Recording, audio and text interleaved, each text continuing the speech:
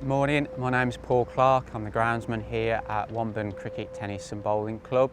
Today I'm going to talk to you about why we switch a bowling green. A couple of reasons, to be honest. Obviously it's been a very warm night last night. We've had no rain, but we've got dew formed on the plant.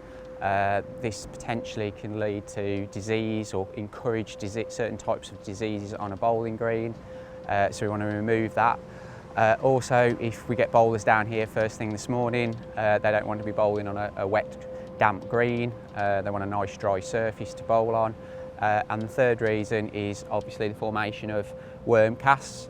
Obviously there's only certain types of worms that form casts. Worms, we want to remove those from the surface so we have a nice clean surface to cut. Also, they're not then being formed on the bowls if somebody bowls on them. Worms do an important part within your surface. You don't want to be killing them off. They do provide important part of thatch breakdown and other organisms and things within it. So we don't tend to kill worms on a bowling green anymore. So we tend to switch as much as possible.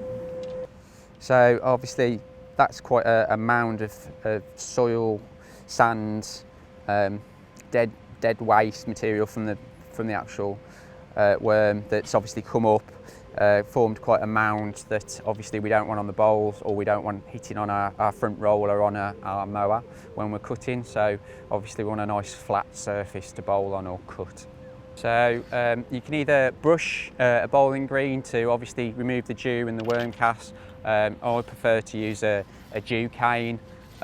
Most amenity suppliers would be able to supply one with you. Obviously the cane will only last a certain amount of time before you have to keep replacing it, because obviously it splinters with the amount of flex that it goes through, but a very useful tool.